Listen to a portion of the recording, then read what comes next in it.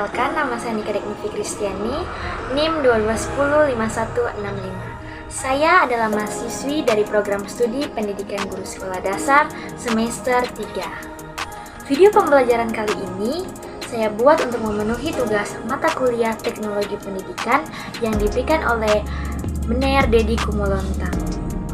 Nah, saat ini mari kita masuk ke dalam materi dengan judul Wujud Zat dan Perubahannya. Tujuan pembelajaran kita hari ini adalah yang pertama, mengenali materi dan karakteristiknya. Yang kedua, mempelajari karakteristik wujud zat atau materi. Dan yang ketiga, mencari tahu bagaimana perubahan wujud zat terjadi. Apa sih itu materi atau zat? Materi atau zat adalah segala sesuatu yang memiliki massa dan menempati ruang. Materi ada yang berupa makhluk hidup, ada juga yang berupa makhluk tak hidup. Contoh makhluk hidup seperti manusia, tumbuhan, hewan, bakteri, dan jamur. Sedangkan untuk makhluk yang tak hidup seperti buku, tas, meja, awan, dan lain-lain. Ciri-ciri materi. Yang pertama, memiliki massa. Massa adalah besaran suatu benda. Massa suatu benda bisa berbeda dengan massa benda lainnya. Biasanya, massa digunakan untuk mengukur banyaknya zat padat. Dan yang kedua, memiliki volume. Volume adalah ukuran banyaknya jumlah zat. Volume biasanya digunakan untuk mengukur banyaknya zat cair. Berikutnya adalah klasifikasi jenis-jenis zat, ciri-ciri zat, dan sifatnya. Yang pertama ada zat padat.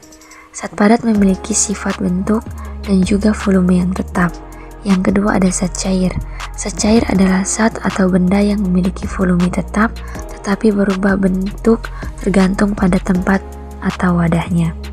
Yang ketiga zat gas.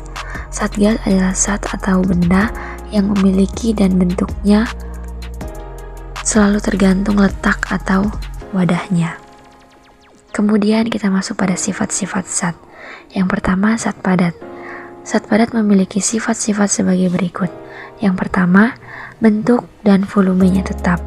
Yang kedua, berubah dengan cara tertentu. Yang ketiga, memiliki massa. Dan yang keempat, tidak bisa ditempatkan dan tidak bisa mengalir. Yang kedua, zat cair. Zat cair memiliki sifat yang tidak tetap karena molekul penyusunnya bergerak bebas dan terus berubah mengikuti wujud dan bentuk wadahnya. Dan yang ketiga, zat gas. Zat gas memiliki sifat-sifat sebagai berikut. Yang pertama, menekan ke segala arah. Yang kedua, mengisi seluruh ruang yang ditempatinya. Yang ketiga, ada di segala tempat dan memiliki massa yang berat. Dan yang keempat, gerakan partikel yang bebas dan susunan partikel yang tidak beraturan. Kemudian ciri-ciri zat. Zat padat. Zat padat memiliki ciri-ciri sebagai berikut. Yang pertama, bentuk dan ukurannya tidak akan berubah meskipun dipindah-pindahkan dari wadah satu ke wadah yang lain. Namun, dapat diubah dengan cara tertentu, misalnya dipotong atau dipanaskan. Yang kedua, volumenya tetap dan dalam kondisi tertentu secara konsisten. Dan yang ketiga, zat penyusunnya sangat rapat. Kemudian, zat gas. Zat gas memiliki ciri-ciri sebagai berikut. Yang pertama, bentuk gas dapat bergerak ke segala arah.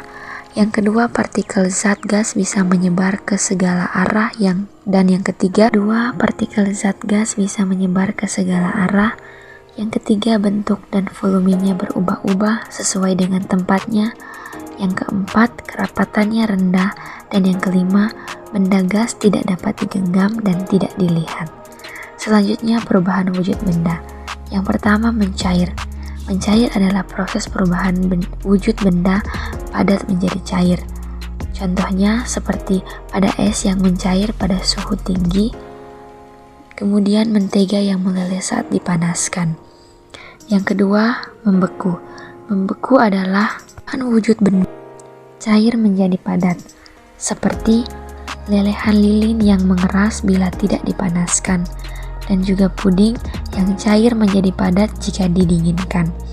Yang ketiga, menguap. Menguap merupakan wujud benda cair menjadi gas. Seperti air yang dipanaskan akan menguap bila mencapai titik didihnya. Kemudian parfum yang disemprotkan mengeluarkan bau yang menyengat akibat adanya proses pelepasan molekul atau penguapan. Yang keempat yaitu mengembun. Mengembun adalah perubahan wujud benda dari gas menjadi cair. Misalnya embun pada kaca, di mana gelas yang diisi es mulai mencair, yang menyebabkan adanya penguapan di dalam gelas. Uap air ini akan mengembun membentuk tetesan-tetesan air di dalam dinding luar gelas. Kemudian seperti embun di pagi hari yang terlihat di permukaan daun. Yang kelima, menyublim. Menyublim adalah perubahan wujud benda dari padat menjadi gas.